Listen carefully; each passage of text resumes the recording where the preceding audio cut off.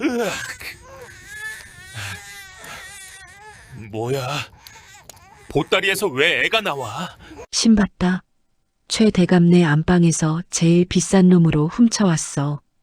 눈 내리는 밤, 전설의 좀도둑 꺽쇠는 훔쳐온 보찜을 열며 쾌재를 불렀습니다. 하지만 비단 보자기를 풀자 나온 것은 금덩이가 아니었습니다. 도둑질하러 갔다가 엉겁결에 사람을 훔쳐버린 도둑.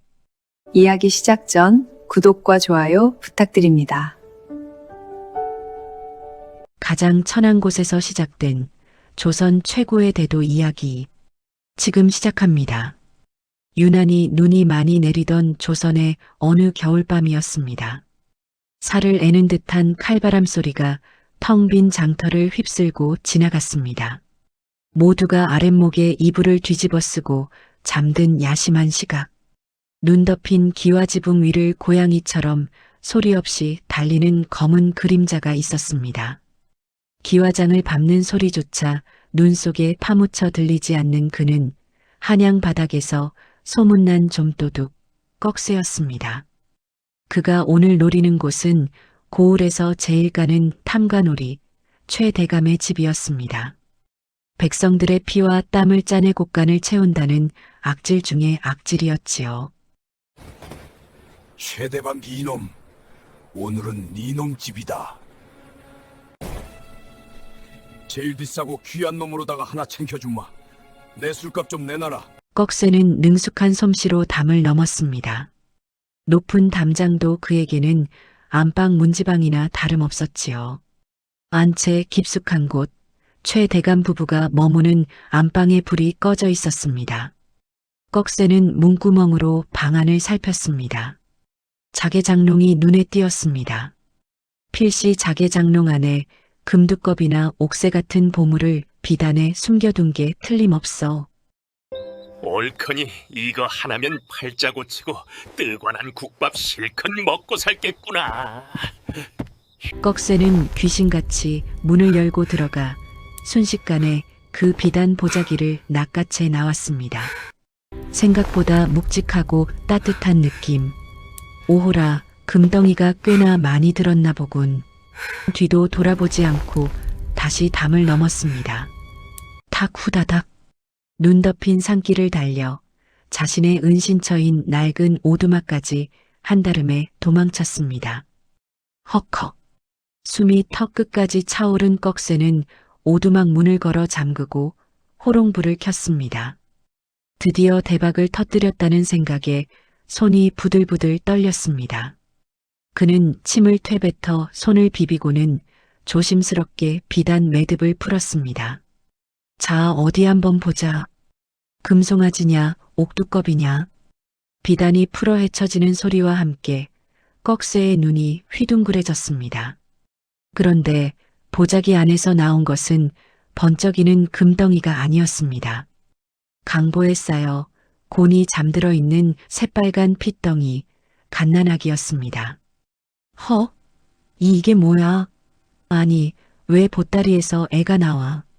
너무 놀라 엉덩방아를 찌운 꺽쇠. 그 소리에 놀랐는지 곤히 자던 아기가 눈을 뜨고 울음을 터뜨렸습니다. 적막한 산속 오두막이 아기 울음소리로 가득 찼습니다. 당황한 꺽쇠는 어쩔 줄을 몰라 허둥지둥했습니다. 아이고, 미치겠네. 야야, 울지 마. 누가 들으면 어쩌라고. 최 대감 이 미친 영감탱이가 왜 애를 장롱 속에 숨겨놔. 도둑질 20년 만에 이런 황당한 경우는 처음이었습니다. 돈 되는 물건인 줄 알고 훔쳐왔더니 돈만 까먹게 생긴 혹덩이를 훔쳐온 꼴이라니요. 꺽쇠는 머리를 쥐어뜯었습니다. 안 돼. 이건 아니야. 내가 아무리 도둑놈이라도 내 도둑놈은 아니라고. 당장 갖다 놔야지. 갖다 놓고 와야지. 꺽쇠는 다시 아기를 보쌈에 들고 최 대감 집으로 달렸습니다.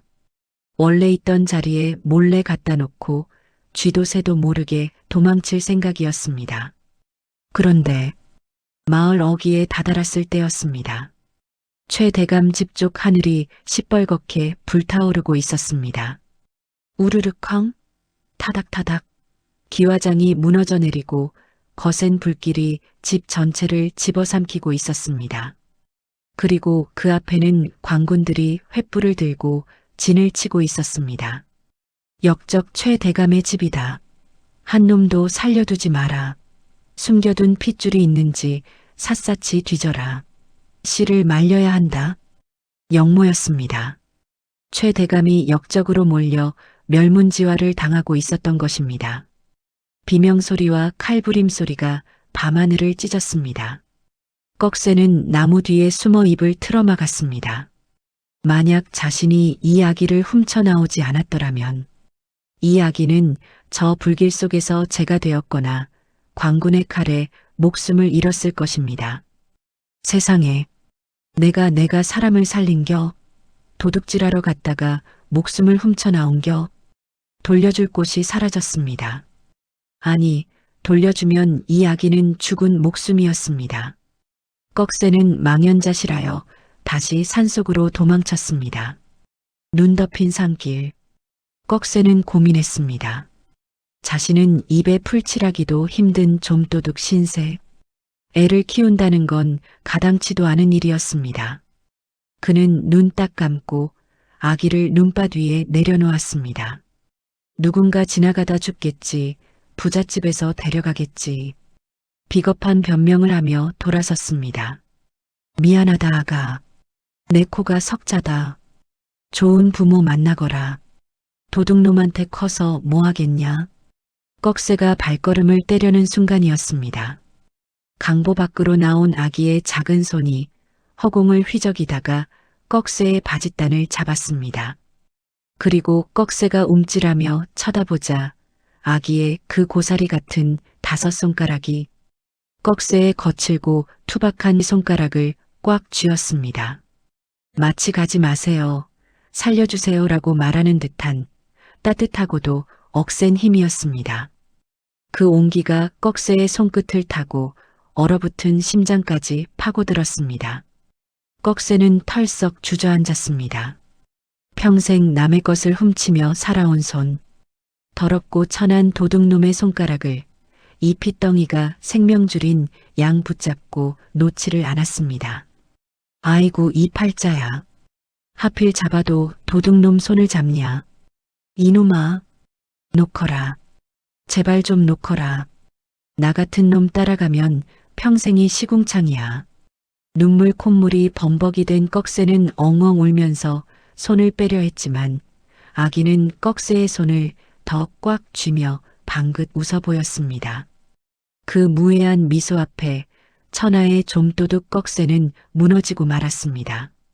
에이씨, 그래 알았다. 알았어. 내가 졌어. 훔쳐온 것도 인연인데. 까짓 거 밥이야 굶기겠냐. 꺽쇠는 겉옷을 벗어 아기를 꽁꽁 감싸 안았습니다. 그리고 품속의 아기에게 속삭였습니다. 가자. 우리 집으로 가자. 오늘부터 내 이름은 길에서 주었으니 길동이다. 도둑놈 아들 길동이. 그게 내 팔자다. 눈보라치는 산길. 등에는 훔친 보찜 대신 훔쳐진 생명을 업은 도둑 꺽쇠의 발자국이 눈 위에 깊게 새겨졌습니다. 가장 비싼 보물을 훔치러 갔다가 세상에서 가장 귀한 업보를 짊어지게 된 밤. 도둑 아비와 가짜 아들의 기막힌 동거는 그렇게 시작되었습니다. 산속 낡은 오두막이 떠나가라 아기 울음소리가 울려 퍼졌습니다.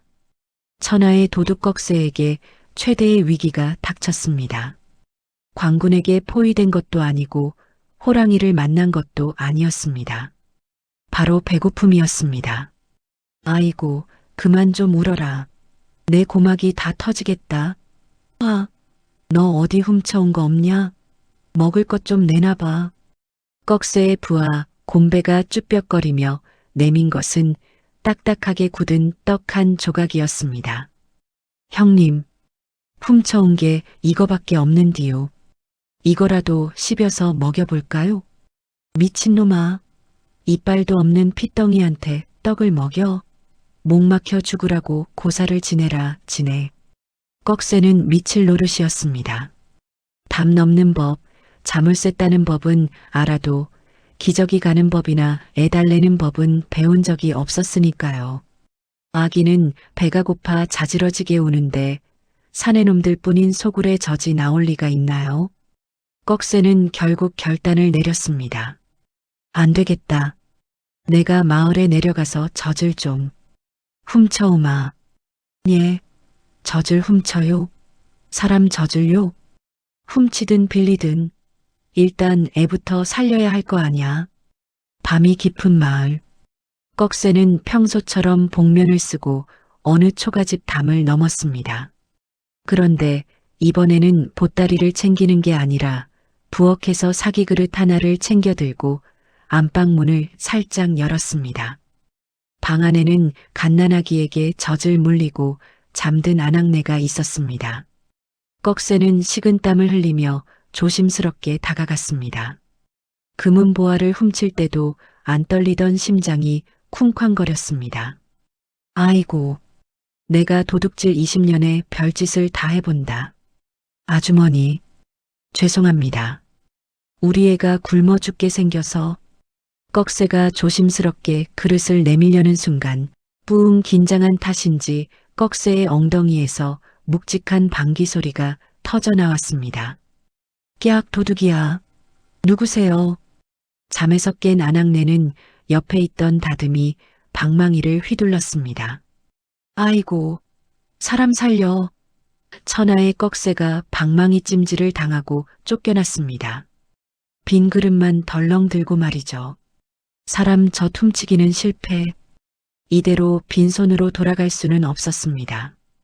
꺽쇠의 눈에 들어온 것은 부잣집 외양간에 매여 있는 암소였습니다.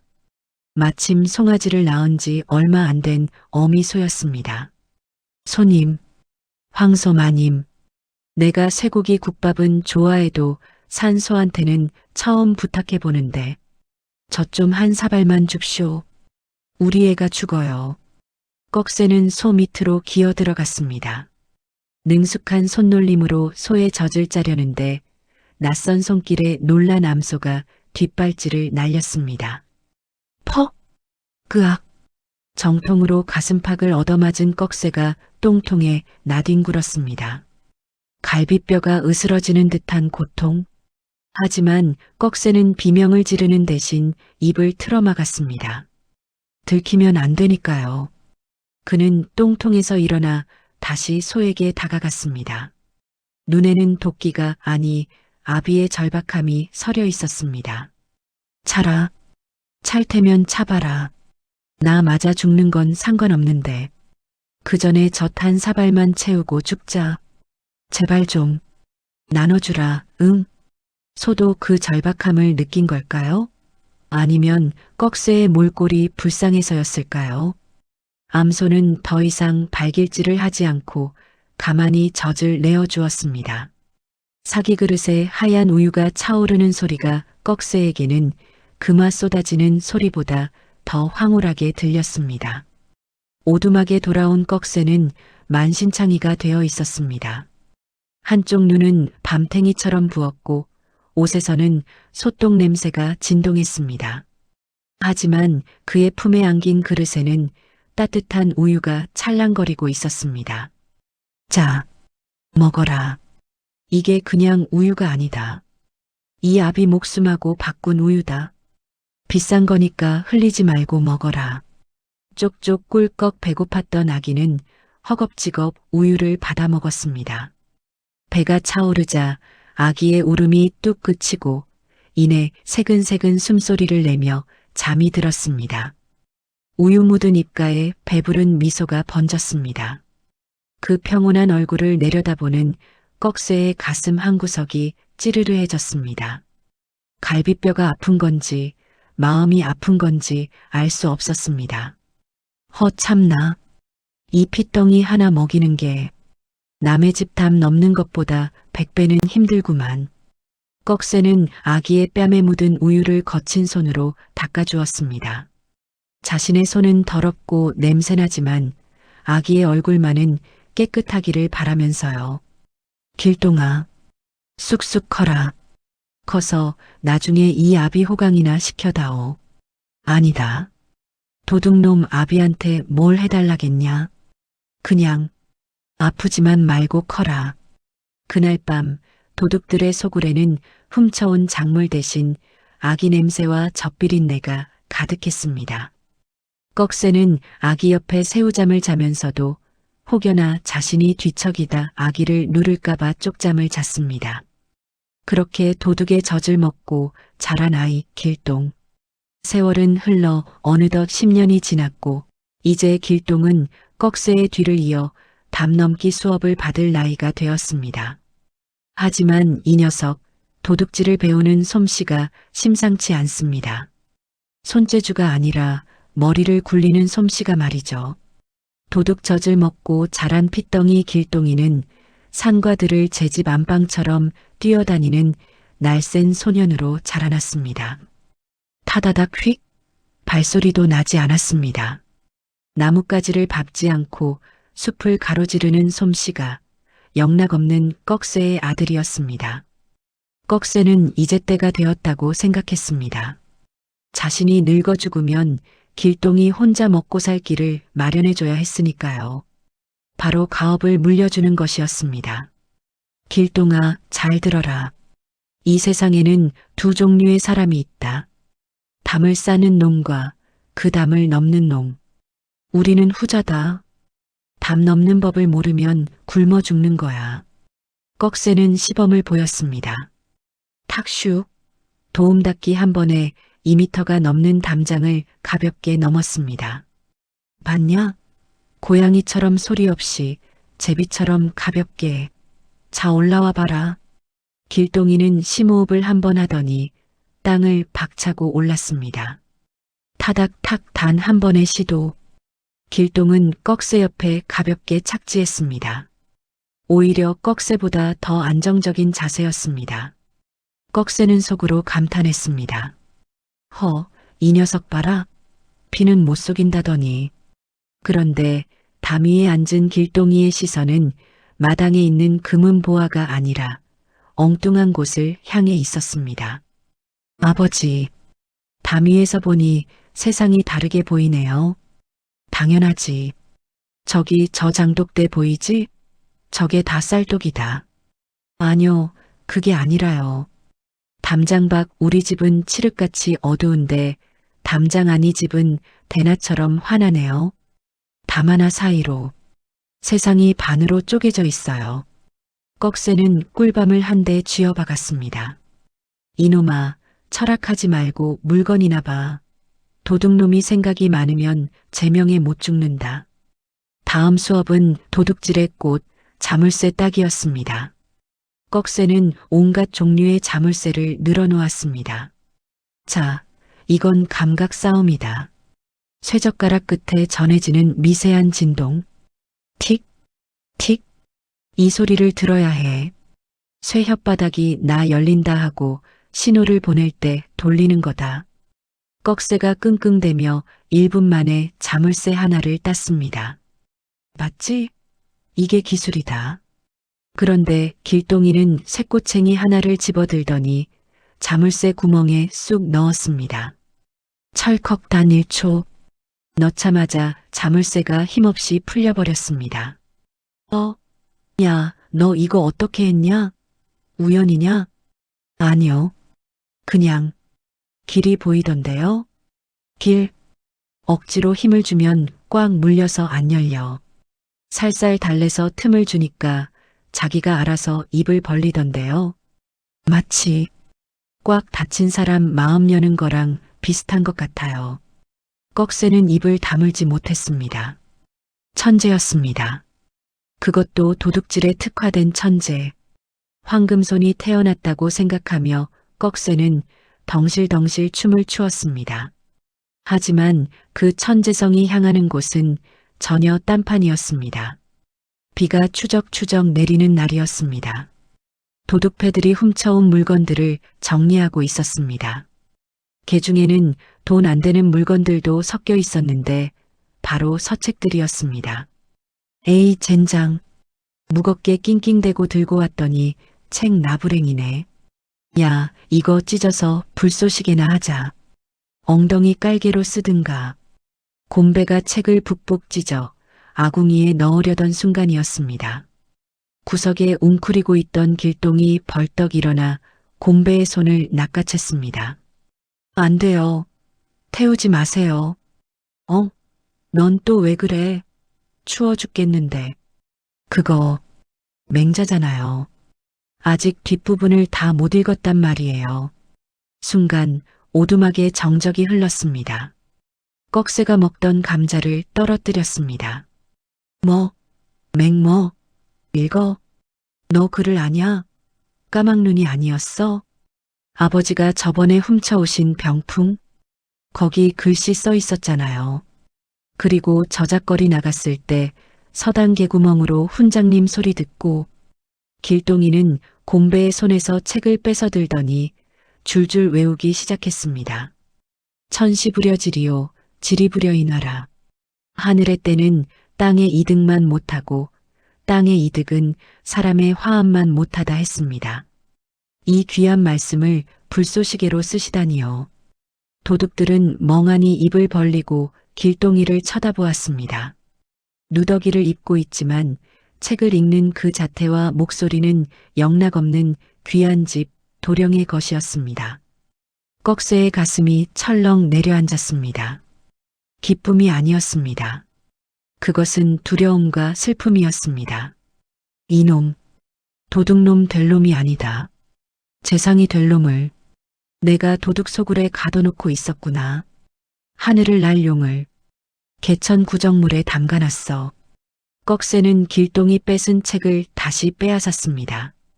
그리고 화로에 집어던졌습니다. 아버지, 왜 그러세요? 쓸데없는 짓 하지 마라.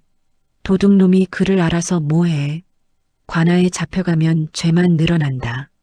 자물쇠 놨다. 그게 내 밥줄이야.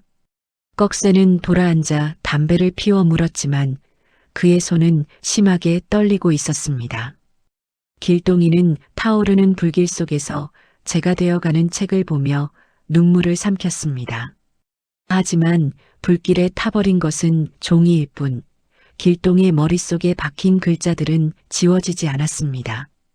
그날 밤 꺽쇠는 잠든 길동의 머리맡에 앉아 한참을 내려다보았습니다. 그리고 훔쳐온 비단 보찜 깊숙한 곳에서 꼬깃꼬깃한 무언가를 꺼냈습니다. 내일 장터에 나가 구해올 물건을 위한 쌈짓돈이었습니다. 그래, 훔쳐서라도 가르쳐야지. 내 아들이 용이라는데 여의주 하나 못 물려주겠냐?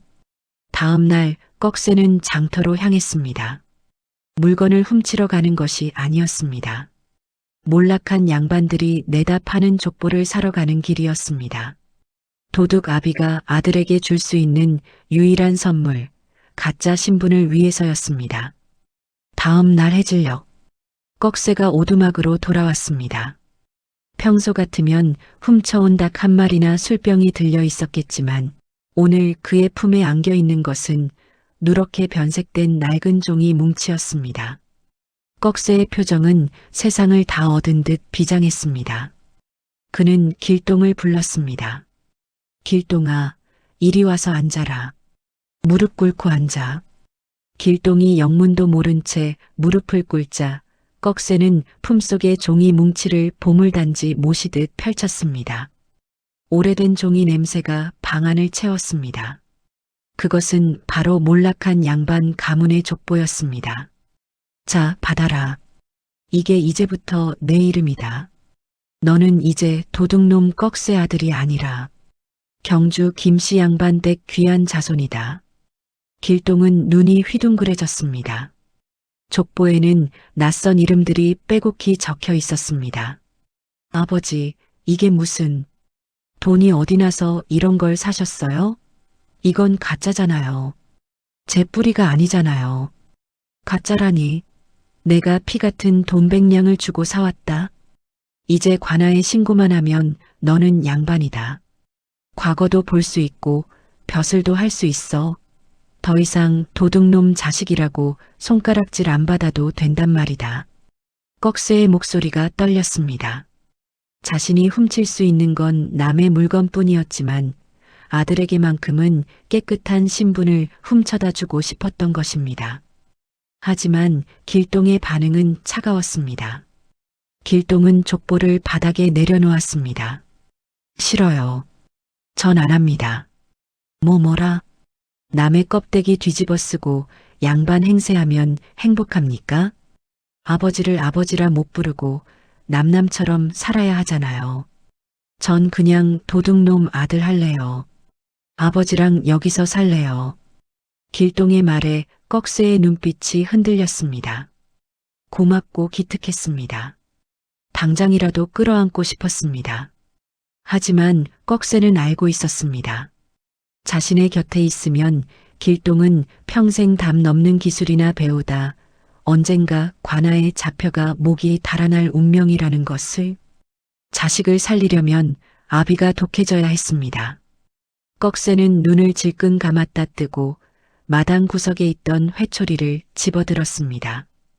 휘익작 매서운 회초리가 길동의 종아리를 후려쳤습니다. 길동은 비명도 지르지 않고 입술을 깨물었습니다. 이 미련 곰탱이 같은 놈, 내가 너한테 도둑질 가르친 게 자랑스러운 줄 아냐? 나는 못 배워서 배운 게 도둑질이라 이렇게 산다. 근데 너는 글도 읽고 머리도 트인 놈이 왜 내 뒤를 따라오려고 해? 왜? 회초리가 춤을 출 때마다 길동의 종아리에 붉은 줄이 갔습니다. 하지만 더 아픈 건 때리는 꺽쇠의 가슴이었습니다. 한 대 때릴 때마다 꺽쇠의 눈에서도 굵은 눈물방울이 뚝뚝 떨어졌습니다. 나가라. 당장 이 족보 들고 한양으로 꺼져. 가서 양반으로 살아. 다시는 내 눈앞에 나타나지 마. 도둑놈 아비둔 게 무슨 벼슬이라고 안 가겠다고 버텨. 꺽쇠는 족보를 길동의 품에 던지고 길동을 문 밖으로 떠밀었습니다. 길동은 문지방을 붙잡고 버텼습니다. 싫어요. 안 가요. 양반 족보가 밥 먹여줘요? 날 키운 건 아버지잖아요. 도둑젓 동량에서 날 살린 건 꺽쇠잖아요. 근데 이제 와서 호강하라고 버려요? 그게 아버지예요? 도둑젓 동량에서 날 살린 건 아버지잖아요.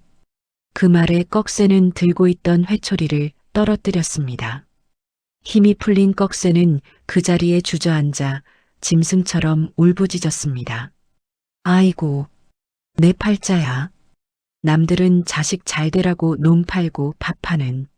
나는 도둑놈이라 해줄 게 이것밖에 없다. 미안하다 길동아. 못난 아비 만나서 미안하다.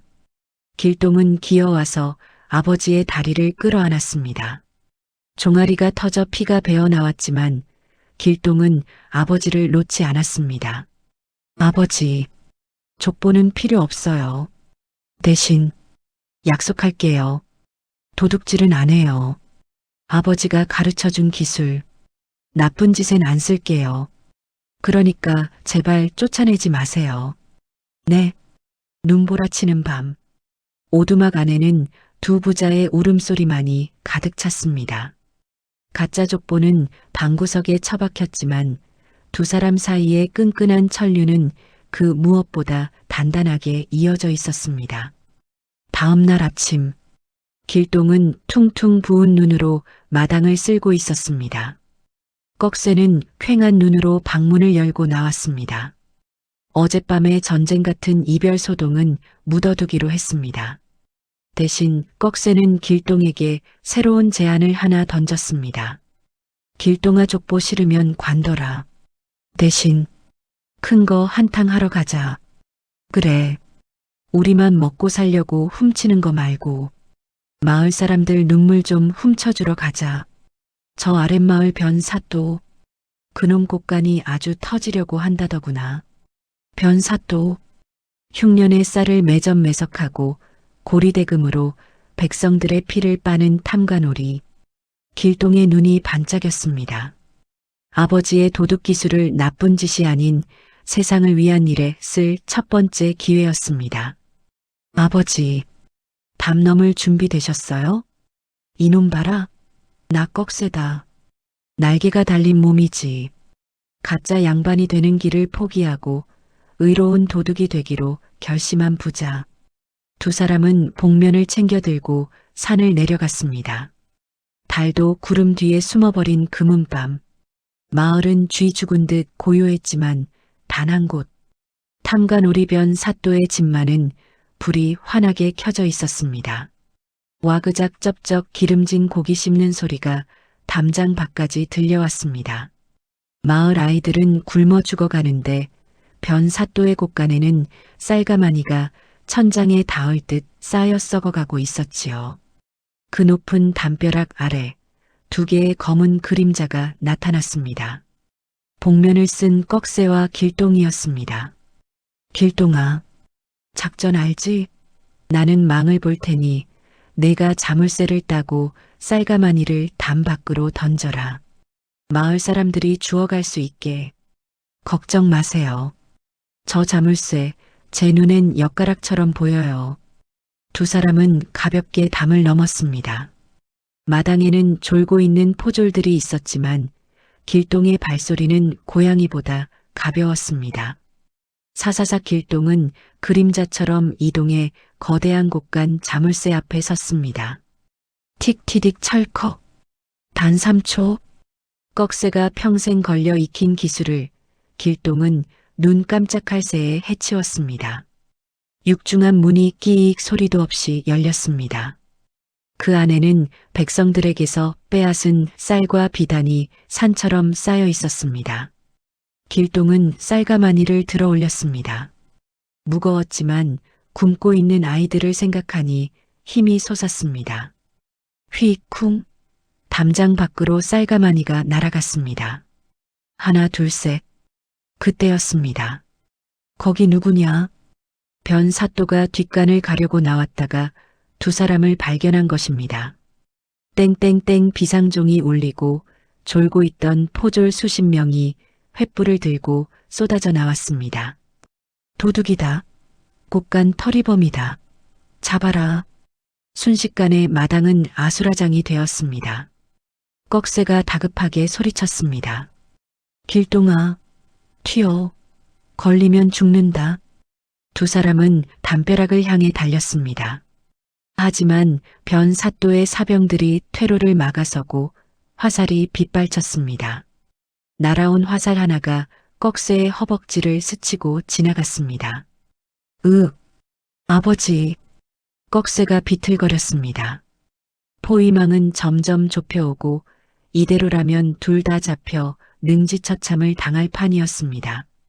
담장은 코앞인데 다친 꺽쇠의 몸으로는 넘을 수가 없었습니다. 길동은 아버지를 부축하려 했습니다. 업히세요. 제가 업고 뛸게요. 안 된다. 둘 다 죽어. 너라도 살아라. 너라도 나가서 훗날을 도모해. 싫어요. 같이 안 가면 저도 안 가요. 고집부리는 길동을 보며 꺽쇠의 눈빛이 변했습니다. 그것은 도둑의 눈이 아니라 자식을 살리려는 아비의 결단이었습니다. 꺽쇠는 있는 힘껏 길동을 담벼락 위로 밀어 올렸습니다. 가라니까. 이 멍청한 놈아. 탁 으악. 길동이 얼떨결에 담 위로 올라간 순간 꺽쇠는 뒤로 돌아서서 포졸들을 향해 양팔을 벌렸습니다. 여길 봐라, 이 똥파리들아. 내가 바로 천하의 대도 꺽쇠다. 내 목이 탐나거든 다 나한테 덤벼라. 꺽쇠는 절뚝거리는 다리로 춤을 추듯 포졸들을 유인했습니다. 창과 칼이 꺽쇠에게로 쏠렸습니다. 담 위에서 그 모습을 내려다보는 길동의 눈에서 눈물이 터져 나왔습니다. 아버지, 안 돼. 아버지, 뛰어. 뒤돌아보지 말고 뛰어. 살아서. 너는 보란듯이 살아. 포졸의 창 자루가 꺽쇠의 등을 강타했습니다. 꺽쇠는 바닥에 쓰러지면서도 길동이 도망칠 시간을 벌기 위해 포졸의 바짓가랑이를 물고 늘어졌습니다. 흐흐 못 간다. 이놈들아. 내 새끼 갈 때까지는 한 발짝도 못 간다.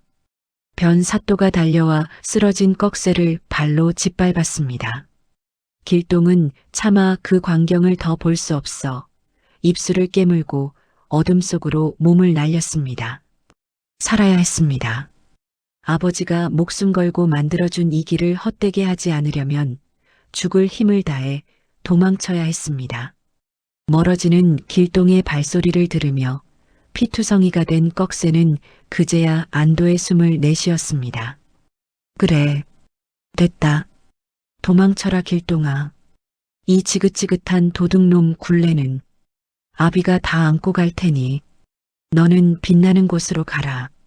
그날 밤 변사또의 곳간 앞에는 주인을 잃은 쌀가마니와 아들의 이름을 부르지 못한 채 끌려가는 늙은 도둑의 핏자국만이 남았습니다. 혼자 살아남은 길동. 그는 산속 오두막에 숨어 찢어진 옷자락을 부여잡고 밤새도록 울었습니다. 이제 그에게 남은 것은 아무것도 없었습니다. 아버지도 집도 가짜 족보도 오직 하나. 아버지가 감옥에 갇혀 있다는 사실과 그 아버지를 구해야 한다는 단 하나의 목표만이 남았을 뿐입니다. 지하 감옥 천장에서 떨어지는 물방울 소리가 텅 빈 공간을 울렸습니다. 코를 찌르는 곰팡이 냄새와 비릿한 피 냄새. 그 차가운 돌바닥 위에 꺽쇠가 짐승처럼 널브러져 있었습니다. 몸을 뒤척일 때마다 무거운 쇠사슬이 살을 파고들었습니다. 변사또의 모진 고문으로 꺽쇠의 등은 이미 성한 곳이 없었습니다. 하지만 그는 신음조차 내지 않았습니다. 혹여나 자신의 비명이 어딘가에 숨어 있을 아들의 귀에 들어갈까봐 입술을 깨물고 버틴 것입니다. 도망갔겠지. 그래, 멀리 갔어야 해. 이예비 있고 양반처럼 살아야 해. 그때였습니다. 감옥 지붕 위에서 기와장 긁는 소리가 아주 미세하게 들려왔습니다. 쥐새끼 한 마리 지나가는 듯한 가벼운 소리. 바스락 달그락. 감옥 천장 통풍구에 쇠창살이 스르륵 풀리더니 밧줄 하나가 소리 없이 내려왔습니다. 그리고 검은 복면을 쓴 날쌘 그림자 하나가 바닥으로 착지했습니다. 경비병들이 조는 사이 그림자처럼 스며든 자, 길동이었습니다. 아버지. 꺽쇠는 자신의 눈을 의심했습니다. 헛것이 보이는 줄 알았습니다. 하지만 피투성이가 된 자신을 부여잡고 우는 이 아이의 온기는 진짜였습니다. 너, 내가 여길 왜? 미쳤어? 여기가 어디라고 기어들어와. 죽고 싶어 환장했어? 조용히 하세요. 시간 없어요. 제가 이 자물쇠 딸 수 있어요. 아버지 기술 아시잖아요. 3초면 열어요. 나가요 빨리. 길동은 품에서 가느다란 쇠꼬챙이를 꺼냈습니다. 그의 손끝이 꺽쇠의 발목을 옥죄고 있는 족쇄 구멍으로 향했습니다. 틱티딕 길동의 손끝 감각이 족쇄의 뇌관을 찾아냈습니다. 이제 한 번만 돌리면 철컥하고 풀릴 것이었습니다. 그런데 탁! 꺽쇠에 투박하고 피 묻은 손이 길동의 손목을 거칠게 낚아챘습니다. 아버지, 하지 마라. 네, 무슨 소리예요? 이거만 따면 나갈 수 있다니까요. 따지 말라고 했다. 그 손 치워. 꺽쇠는 길동의 손을 뿌리쳤습니다. 쇠꼬챙이가 바닥에 떨어져 땡그랑 소리를 냈습니다. 길동은 이해할 수 없다는 표정으로 아버지를 바라보았습니다. 왜 그래요? 여기서 죽을 거예요? 변사또가 내일 아버지를 처형한다고 했단 말이에요. 그래, 나가자. 나가서 뭐 할래? 평생 광군한테 쫓기면서 산속 쥐새끼처럼 숨어 살래? 너도 나처럼 평생 남의 담이나 넘으면서 도둑놈 소리 듣고 살래? 꺽쇠의 눈에서 굵은 눈물이 흘러내려 핏물과 섞였습니다. 그는 피투성이가 된 자신의 손으로 길동의 곱고 단단한 손을 감싸 쥐었습니다. 길동아, 잘 들어라. 내 손은 이까지 자물쇠나 따라고 있는 손이 아니다. 내 머리는 고작 담 넘는 구멍이나 찾으라고 있는 게 아니야. 아버지, 훔쳐라. 물건 말고 나라를 훔쳐. 나라를요? 그래. 내가 그랬지? 담 위에서 보면 세상이 반으로 쪼개져 보인다고. 그 담을 허물어라.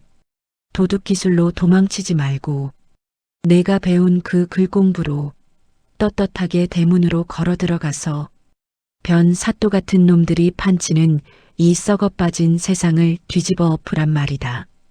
꺽쇠의 말은 유언처럼 비장했습니다. 지금 여기서 탈옥하면 길동은 영원히 탈옥수의 아들, 공범이 될 뿐이었습니다. 아버지는 자신의 목숨을 담보로 아들의 신분을 세탁해 주려 하고 있었습니다. 가라. 어서 가. 가서 과거를 봐라. 장원급제에서 금이 환영해라. 그전엔 내 시신 앞에도 오지 마라. 내가 암행어사가 돼서 올 때까지 이 아비는 여기서 딱 버티고 있을 테니. 감옥 밖에서 교대하는 간수들의 발소리가 들려왔습니다. 시간이 없었습니다. 길동은 바닥에 떨어진 쇠꼬챙이를 줍지 않았습니다. 대신 쇠사슬에 묶인 아버지 앞에 넙죽 큰 절을 올렸습니다. 아버지, 불효자 길동이 아버지 말씀 따르겠습니다. 반드시 돌아옵니다. 그때는 도둑이 아니라 이 나라의 법으로 아버지를 모시러 오겠습니다. 그래, 내 새끼, 독하게 마음 먹어라. 도둑놈 아들 도끼가 얼마나 무서운지 보여줘라.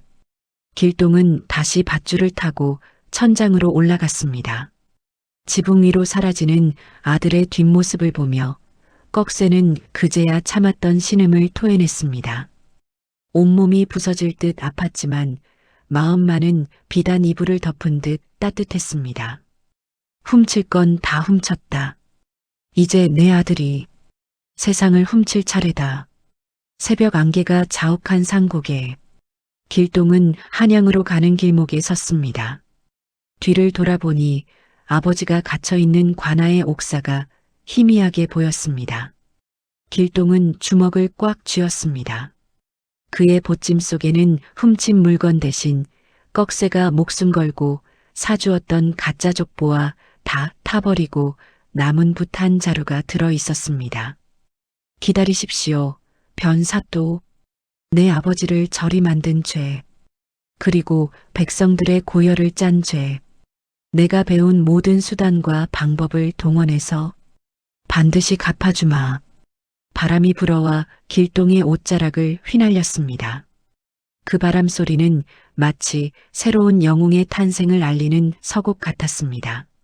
아버지를 감옥에 두고 떠난 길동의 발걸음은 피눈물로 얼룩졌습니다.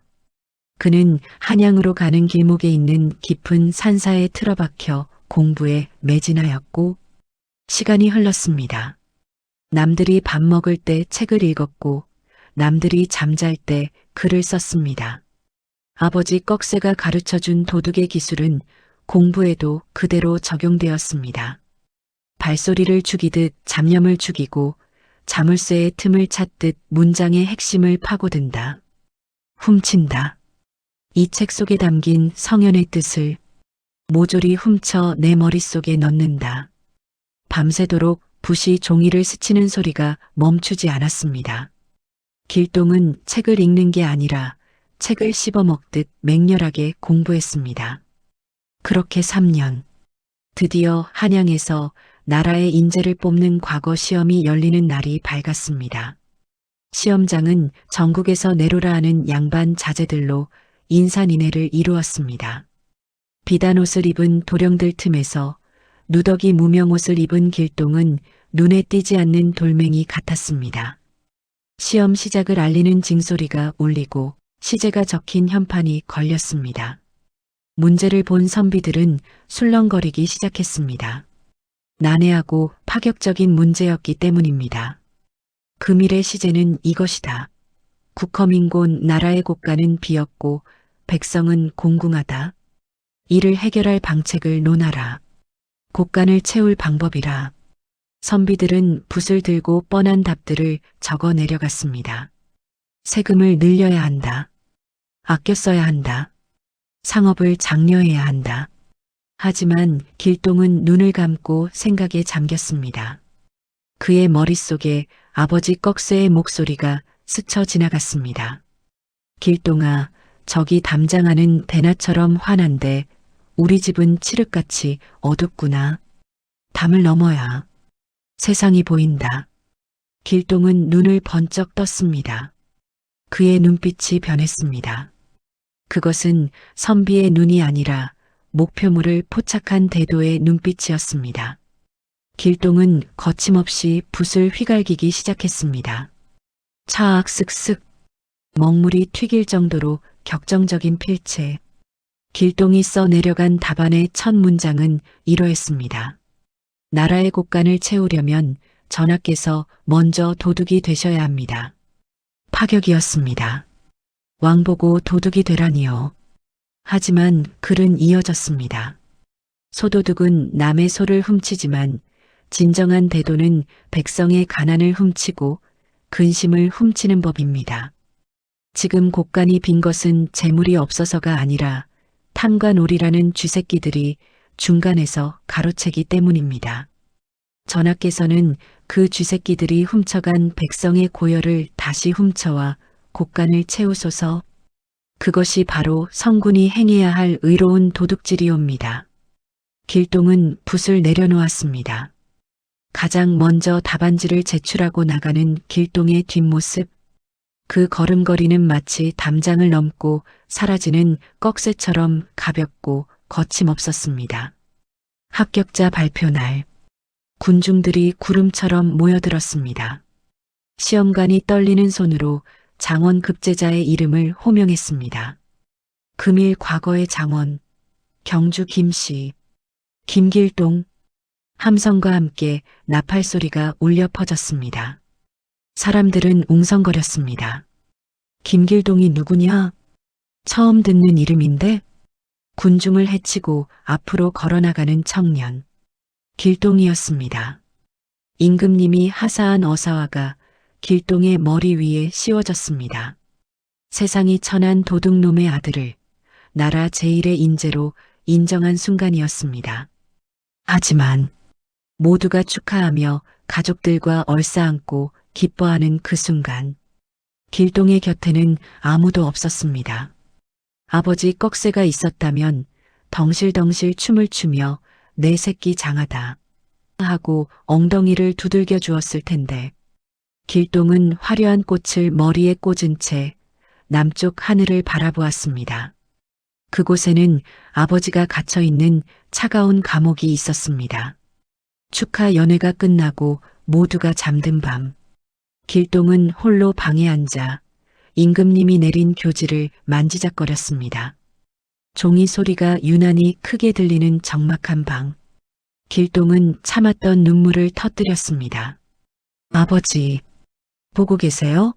아들이 해냈어요. 담을 넘었어요. 개구멍이 아니라 대문으로 당당하게 들어왔어요. 근데 왜 아버지는 안 계세요? 흑흑. 길동은 교지를 가슴에 품고 웅크려 울었습니다. 장원 급제의 영광보다 썩은 곰팡이 냄새가 나던 아버지의 품이 더 그리운 밤이었습니다. 한참을 울던 길동이 고개를 들었습니다. 눈물 젖은 눈빛이 다시 매섭게 변했습니다. 이제 슬퍼할 시간이 없었습니다. 약속을 지켜야 했으니까요. 기다리세요. 이제 아버지 기술이 아니라 나라의 힘으로, 법으로 그 썩어 빠진 변 사또 놈을 잡으러 가겠습니다. 다음 날 궁궐에서 임금의 특별한 명령이 내려졌습니다. 장원 급제자 김길동을 암행어사에 제수한다는 명이었습니다. 길동은 관복 속에 마패를 숨기고 다시 허름한 옷으로 갈아입었습니다. 보찜 속에 챙긴 것은 붓 한 자루와 아버지가 물려준 낡은 복면 하나. 낮에는 어사로, 밤에는 도둑으로 탐과 놀이들의 간담을 서늘하게 할 이중생활이 시작되려 하고 있었습니다. 말발굽 소리가 남쪽을 향해 달리기 시작했습니다. 그 소리는 마치 변사또를 향한 심판의 카운트다운처럼 들렸습니다. 흉년이 든 고울의 밤은 유난히 길고 어두웠습니다. 길가에는 굶어 죽은 시체들이 거적에 덮여 있고 살아남은 사람들의 신음소리가 귀신 울음처럼 들려왔습니다. 하지만 단 한 곳, 높은 담장으로 둘러싸인 변 사또의 안방에서는 술 타령 소리가 흘러나왔습니다. 으하 마셔라. 오늘 술맛이 아주 꿀맛이구나. 백성들이 굶어 죽든 말든 내 곳간은 꽉 찼으니 걱정이 없도다. 변 사또는 기생을 끼고 술판을 벌이고 있었습니다.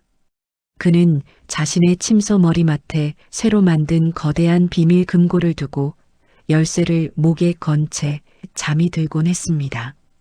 그 금고 안에는 백성들의 땅 문서와 뇌물을 주고받은 비리 장부가 들어 있었죠.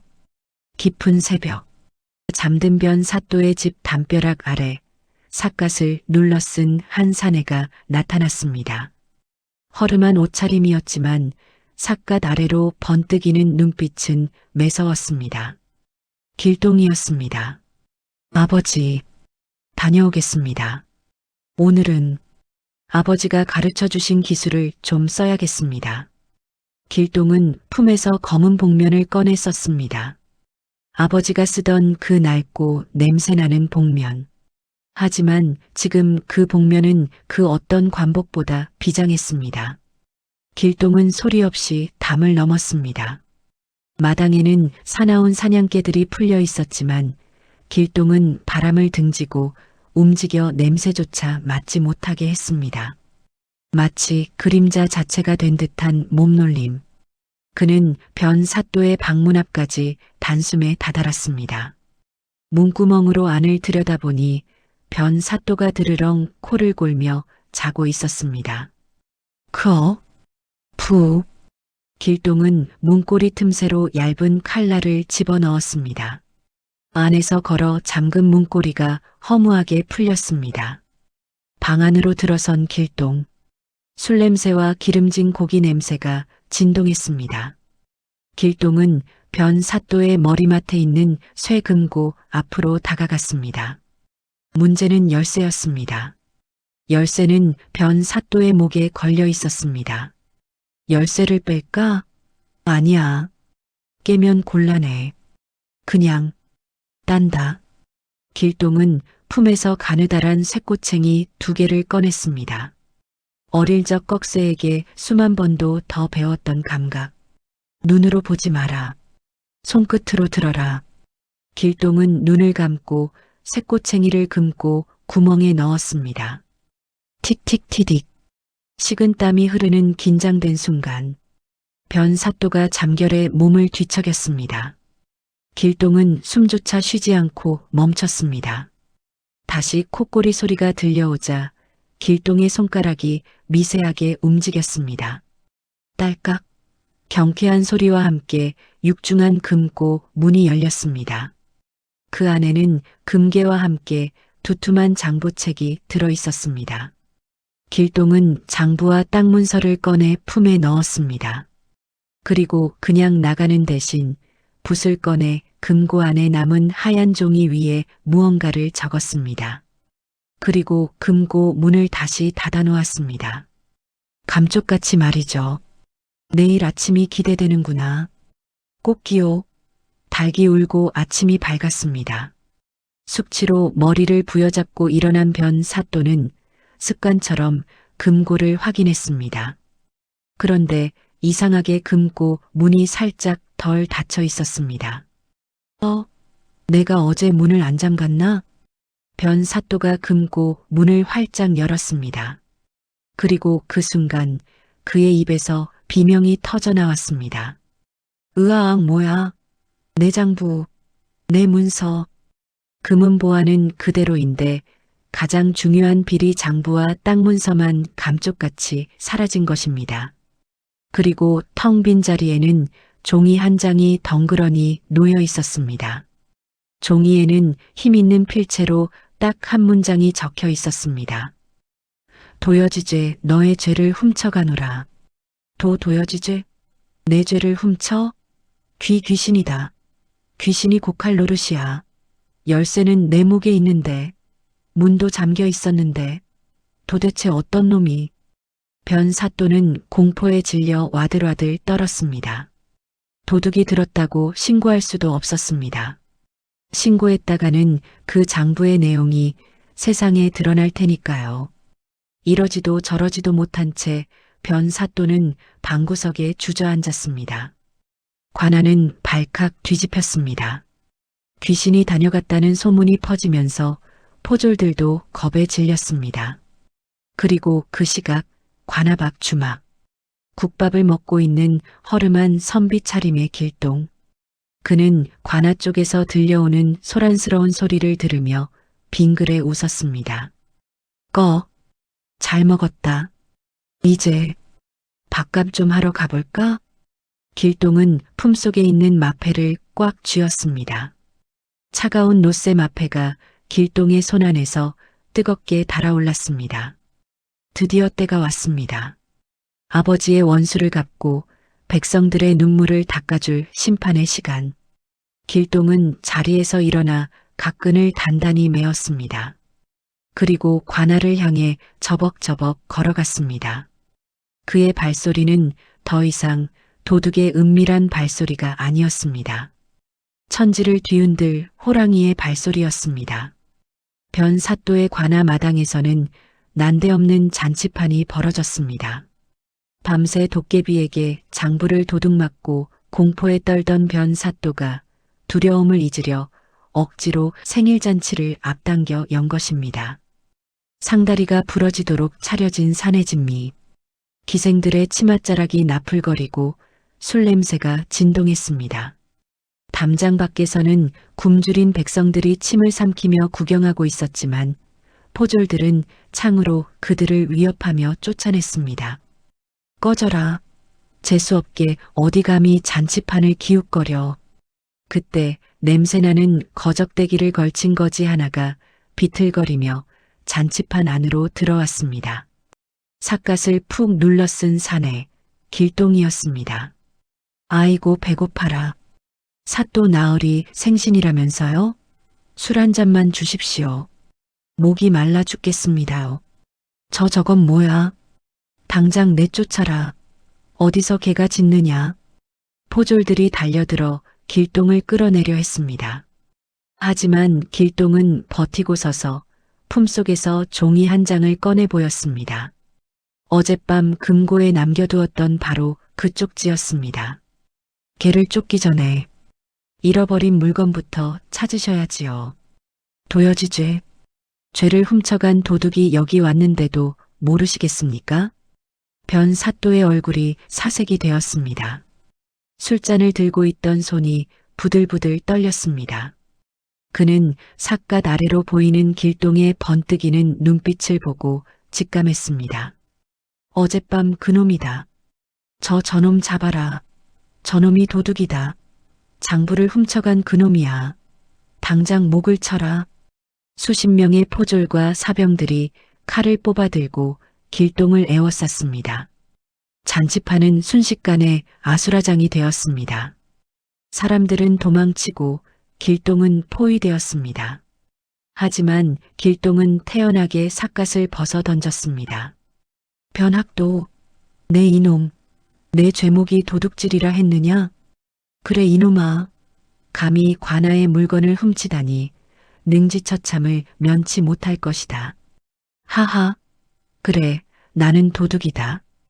허나 내가 훔친 것은 내 놈의 더러운 탐욕이요 백성들의 억울함이다. 이제 진짜 주인이 왔으니 그 죄값을 치르거라. 길동이 허리춤에서 무언가를 꺼내 높이 쳐들었습니다. 햇빛을 받아 찬란하게 빛나는 5마리의 말. 마패였습니다. 암행어사 출두야. 암행어사 출두야. 관아 밖에서 대기하고 있던 역졸들이 물밀듯이 들이닥쳤습니다. 포졸들은 혼비백산하여 무기를 버리고 도망쳤고 변사또는 의자에서 굴러떨어졌습니다. 어사? 말도 안 돼. 거지였는데, 도둑이었는데, 변사또는 살기 위해 개구멍을 찾아 기어가다가 담장을 넘으려 했습니다. 낑낑대며 담벼락에 매달린 꼴이 가관이었습니다. 그때 누군가 뒤에서 변사또의 발목을 낚아챘습니다. 관복으로 갈아입은 길동이었습니다. 어딜 가느냐? 담 넘는 자세가 틀려먹었구나. 담은 도망칠 때 넘는 게 아니라 세상을 바꿀 때 넘는 것이다. 길동은 변사또를 바닥에 내동댕이 쳤습니다. 그리고 품에서 훔쳐온 장부를 꺼내 백성들 앞에 던졌습니다.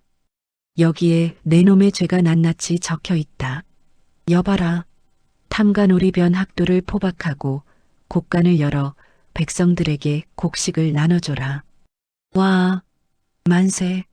암행어사 나으리 만세. 백성들의 환호성이 하늘을 찌를 듯 했습니다. 하지만 길동은 그 환호 속에 머물지 않았습니다. 그는 사시나무 떨듯 떠는 이방에게 다가가 멱살을 잡았습니다. 옥사 열쇠 내놔라. 당장. 열쇠를 낚아챈 길동은 잔치판을 뒤로 하고 감옥을 향해 달렸습니다. 관복 자락이 휘날리고 갓이 벗겨질 듯 흔들렸지만 그는 멈추지 않았습니다.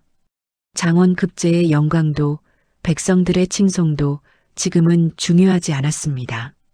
오직 한 사람, 자신을 위해 지옥 속에 남겨진 아버지, 꺽쇠를 만나야 했습니다. 녹슨 철문이 열리고 빛이 들어왔습니다. 어두컴컴한 감옥 구석. 그곳에 뼈만 남은 앙상한 노인이 쇠사슬에 묶인 채 웅크리고 있었습니다. 3년 전보다 훨씬 더 늙고 초라해진 모습의 꺽쇠였습니다. 아, 아버지. 꺽쇠가 천천히 고개를 들었습니다. 눈은 짓물러 잘 보이지 않았지만 그는 본능적으로 알았습니다. 저 빗속에서 걸어 들어오는 사내가 누구인지. 왔느냐? 내 아들. 왔느냐? 길동은 털썩 무릎을 꿇고 꺽쇠에게 기어갔습니다. 화려한 관복이 똥물에 젖는 것도 아랑곳하지 않았습니다. 길동은 떨리는 손으로 마패를 꺼내 아버지의 손에 쥐어주었습니다. 아버지, 보세요. 이거 보세요. 저 약속 지켰어요. 도둑놈 아니고 암행어사 돼서 왔어요. 이제 아버지 모시러 왔어요. 흑흑. 꺽쇠는 손바닥에 느껴지는 차가운 노쇠 마패를 만지작거렸습니다. 5마리의 말 조각. 평생 남의 집 담이나 넘던 도둑의 손에 나라의 법을 집행하는 마패가 쥐어졌습니다. 그래, 맞구나. 진짜 마패구나. 장하다. 내 새끼, 진짜 해냈구나. 이제 죽어도 여한이 없다. 무슨 소리예요? 죽긴 왜 죽어요? 나가서 저랑 같이 살아야죠. 비단 옷 입고 고기 반찬 드셔야죠. 제가 다 해드릴 거예요. 길동은 꺽쇠의 손목을 옥죄던 족쇄를 풀려 했습니다. 하지만 열쇠 구멍이 녹슬어 잘 돌아가지 않았습니다. 마음은 급한데 열쇠는 헛돌고 길동은 울면서 열쇠와 씨름했습니다. 왜 안 열려? 제발 좀 열려라. 아버지, 조금만 참으세요. 금방 열게요. 그때 꺽쇠가 길동의 손을 살며시 덮었습니다. 길동아, 됐다. 이 족쇄는 억지로 열지 마라. 네, 나는 죄인이다. 도둑놈이야. 내가 암행어사인데 도둑놈 아비를 둔다면 세상이 널 뭐라 하겠느냐. 내 앞길에 내가 짐이 된다. 상관없어요. 누가 뭐라든 아버지는 내 아버지예요. 내가 벼슬 다 버려도 아버지는 안 버려요. 길동의 절규가 감옥을 울렸습니다. 하지만 꺽쇠는 이미 결심한 듯 했습니다. 그는 품속에서 무언가를 주섬주섬 꺼냈습니다. 3년 전 길동이 감옥에 두고 갔던 그 얇은 자물쇠 따는 쇠꼬챙이였습니다. 꺽쇠는 그것을 길동의 손에 쥐어주었습니다. 이걸 가져가라. 이건 이제 자물쇠 따는 도구가 아니다. 백성들의 꽉 막힌 가슴을 뚫어주는 열쇠다. 나는 여기서 죗값을 다 치르고 나갈 테니 너는 가서 세상을 고쳐라. 자신의 손으로 족쇄를 풀고 나갈 수 있음에도 아들의 명예를 위해 스스로 감옥에 남겠다는 아버지.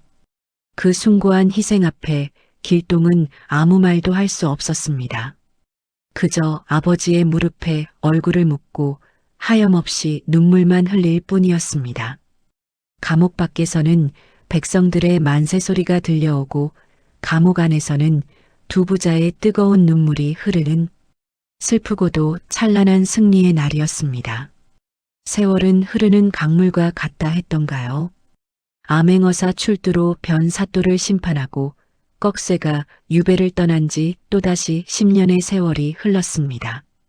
그 사이 길동은 승승장구했습니다. 백성들의 마음을 훔치는 정치를 펼치니 임금의 신임은 두터워지고 백성들의 칭송은 자자했습니다. 어느덧 그는 정의품 판서의 자리에 올라 조정의 대신이 되어 있었습니다. 그리고 드디어 늙은 꺽쇠의 유배가 풀리는 날이 왔습니다. 길동은 대문 앞을 서성거렸습니다. 머리에는 희끗희끗 새치가 늘었고 허리는 굽어버린 늙은 아버지. 지팡이의 의지에 걸어오는 꺽쇠를 보자마자 길동은 체면도 잊고 맨발로 뛰어나갔습니다. 아버지, 살아계셨군요. 드디어 오셨군요. 대감 마님, 그간 평안하셨습니까? 꺽쇠는 아들에게 존댓말을 썼습니다. 길동이 깜짝 놀라 손을 잡으려 하자 꺽쇠는 뒷걸음질 쳤습니다. 아버지, 왜 이러세요? 대감마님이라니요. 아닙니다. 이제 대감은 나라의 큰 어른이십니다. 정가자 도둑놈이 함부로 손을 댈 귀한 몸이 아닙니다. 길동은 가슴이 미어지는 것 같았습니다. 그날 밤 길동은 꺽쇠를 안방 아랫목에 모시고 진수성찬을 대접했습니다. 아버지, 이제 고생 끝났어요. 여기서 저랑 평생 사시는 겁니다. 하지만 꺽쇠는 묵묵부답으로 밥만 먹었습니다. 그리고 다음 날 새벽, 동이 트기도 전 꺽쇠는 보찜 하나를 메고 몰래 대문을 나서고 있었습니다. 잘 있어라. 도둑놈 아비가 정승집에 눌러앉아 있으면 내 얼굴에 먹칠하는 꼴이다. 나는 내 갈 길 가는 게 맞다. 꺽쇠가 안개 낀 나루터로 향하는데 뒤에서 다급한 발자국 소리가 들려왔습니다. 길동이었습니다. 관복도 제대로 갖춰 입지 못한 채 헐레벌떡 뛰어온 길동이 꺽쇠의 앞을 막아섰습니다.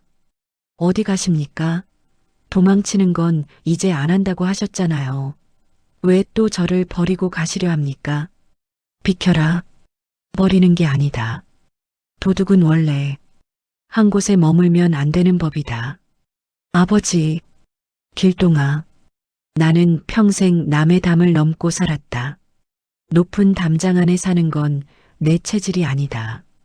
그냥 바람처럼 살다 가게 놔다오. 꺽쇠의 고집을 꺾을 수 없음을 알았습니다.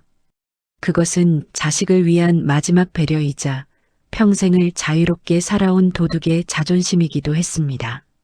나루터에는 뱃사공이 노를 저을 준비를 하고 있었습니다. 바람이 꺽쇠의 흰 머리카락을 날렸습니다. 길동은 꺽쇠의 옷자락을 놓았습니다. 대신 흙먼지 날리는 나루터 바닥에 그 귀한 비단 관복을 입은 채 넙죽 엎드렸습니다. 아버지, 부디 건강하십시오. 소자, 아버지가 가르쳐 주신 기술로 평생을 살았습니다. 길동은 땅바닥에 이마를 대고 흐느꼈습니다. 남의 발소리를 듣던 귀로 백성의 신음소리를 들었습니다.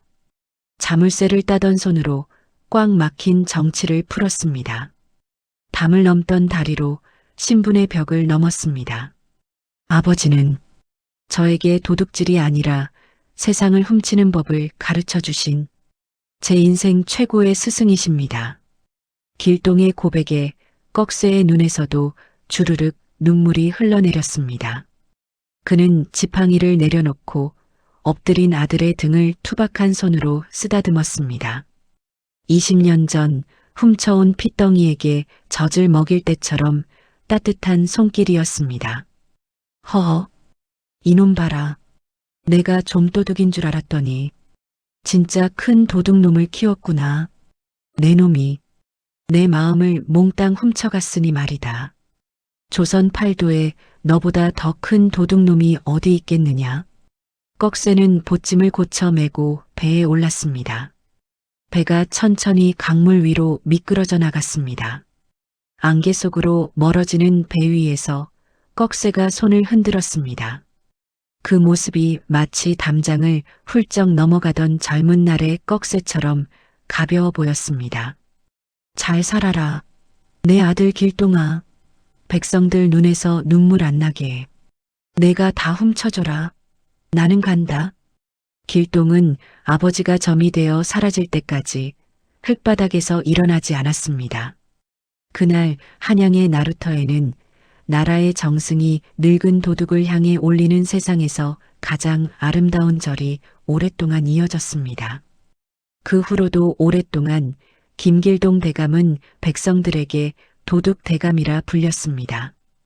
탐관오리들에겐 저승사자 같았지만 백성들에겐 가난과 슬픔을 훔쳐가는 의적 같은 정승이었기 때문입니다.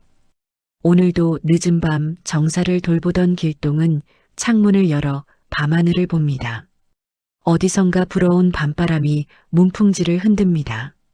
오셨습니까, 아버지? 오늘 밤엔 어느 담을 넘고 계십니까? 가장 천한 도둑의 품에서 자라 가장 귀한 정치를 펼친 아이.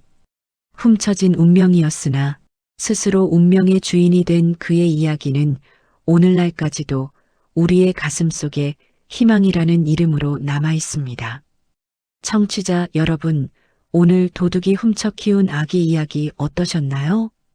우리는 종종 출신이나 배경만으로 누군가를 판단하곤 합니다.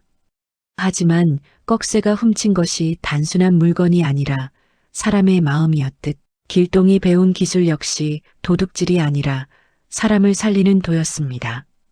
혹시 여러분의 마음에도 닫혀있는 자물쇠가 있나요? 그렇다면 오늘 길동이처럼 마음의 귀를 열고 가만히 들어보세요. 틱틱하고 열리는 소리가 들릴지도 모릅니다. 세상의 모든 꺽쇠와 길동이들을 응원하며 지금까지 은빛설아였습니다. 구독과 좋아요는 제 마음을 훔치는 가장 좋은 방법입니다. 고맙습니다.